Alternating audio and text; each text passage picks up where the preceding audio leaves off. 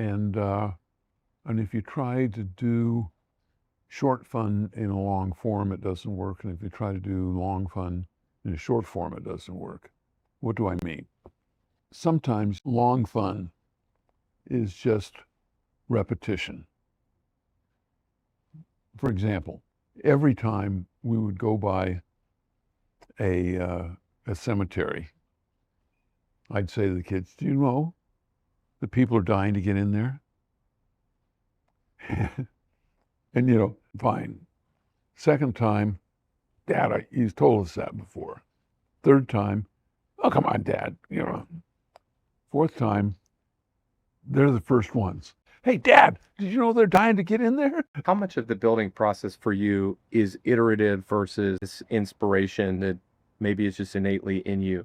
Is it feedback from customers? Is it yourself just trying it and you kind of know where the right place is? I think editing and iterative is good. There's a lot of people that have done some really great things and didn't really know what to do with them. And sometimes they come up with something that is 90% right, lacks that 10% nuance. And sometimes the difference between wild success and failure is that 10% extra.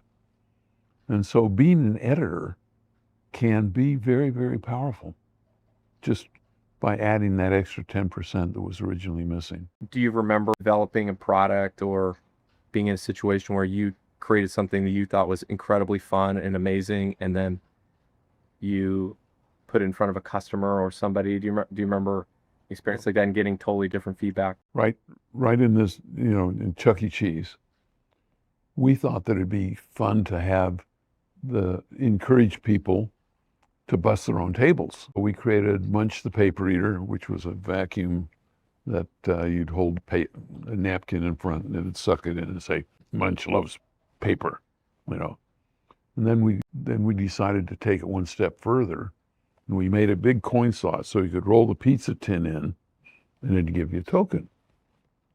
We thought, okay, we'll give them a token to bust their own table.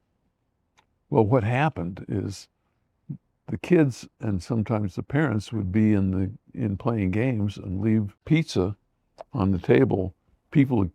Other kids would come and grab the pizza tin, leave their unused pizza on the table to get the token. It just turned out to be a disaster. So sounded like a good idea, but in actuality, it didn't work. Actually sounds really fun. You talked about people having good ideas, but maybe not being able to know what to do with them. And I think this is one thing that you're really recognized for is, obviously you didn't invent games, but you really did invent the commercialization of games. And now as we think about all of, the different areas that the people play games and how they make money, how do I take an idea that I have and actually how important is it to figure out the business model early on, or figure out how I'm going to commercialize an idea? How did you figure out how to take this thing that wasn't commercialized and then build a business model around it? Well, I've told people that the video game really was a series of happy accidents.